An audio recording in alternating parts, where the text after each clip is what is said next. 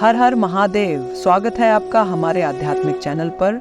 आज हम लेकर आए हैं शिव पुराण रुद्र संहिता का 20वां अध्याय, भगवान शिव का कैलाश पर्वत पर गमन।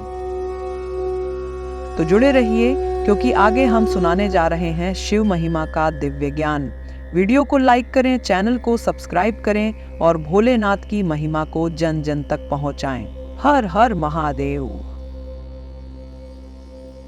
ब्रह्मा जी बोले, हे नारद मुनि, कुबेर के कैलाश पर्वत पर तप करने से वहां पर भगवान शिव का शुभ आगमन हुआ। कुबेर को वर देने वाले विश्वेश्वर शिव जब निधिपति होने का वर देकर अंतर्धान हो गए, तब उनके मन में विचार आया कि मैं अपने रुद्र रूप में, जिसका जन्म ब्रह्मा जी के ललाट से हुआ है और जो संहारक है, कैलाश पर्वत पर निवास करूंगा। शिव की इच्छा से कैलाश जाने के इच्छुक रुद्र देव ने बड़े जोर जोर से अपना डमरू बजाना शुरू कर दिया। वह ध्वनि उत्साह बढ़ाने वाली थी। डमरू की ध्वनि तीनों लोकों में गूंज रही थी। उस ध्वनि में सुनने वालों को अपने पास आने का आग्रह था। उस डमरू ध्वनि को सुनकर ब्रह्मा, विष्णु आदि सभी देवता, ऋषि मुनि, वेद शास्त्रों को जानने वाले सिद्ध लोग बड़े उत्साहित होकर कैलाश पर्वत पर पहुंचे। भगवान शिव के सारे पार्षद और गणपाल जहां भी थे, वे कैलाश पर्वत पर पहुंचे। साथ ही असंख्य गणों सहित अपनी लाखों करोड़ों भयावनी भूत प्रेतों की सेना के साथ स्वयं शिवजी भी वहां पहुंचे। सभी गणपाल सहस्रों भुजाओं से युक्त थे। उनके मस्तक पर जटाएं थीं। सभी चंद्रचूड़, नीलकंठ और त्रिलोचन थे। हार, केयूर तथा मुकुट से वे अलंकृत थे। भगवान शिव ने विश्वकर्मा को कैलाश पर्वत पर निवास बनाने की आज्ञा दी। अपने व अपने भक्तों के रहने के लिए योग्य आवास तैयार करने का आदेश दिया। विश्वकर्मा ने आज्ञा पाते ही अनेक प्रकार के सुंदर निवास स्थान वहां बना दिए। उत्तम मुहूर्त में उन्होंने वहां प्रवेश किया।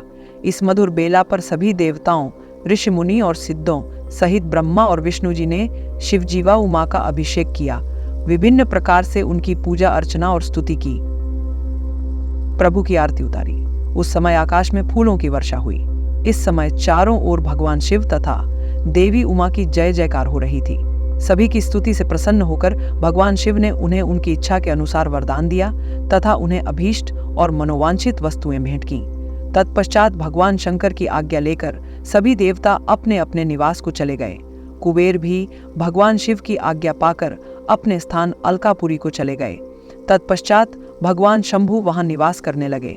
वे योग साधना में लीन होकर ध्यान में मग्न रहते। कुछ समय तक वहां अकेले निवास करने के बाद उन्होंने दक्ष कन्या देवी सती को पत्नी रूप में प्राप्त कर लिया।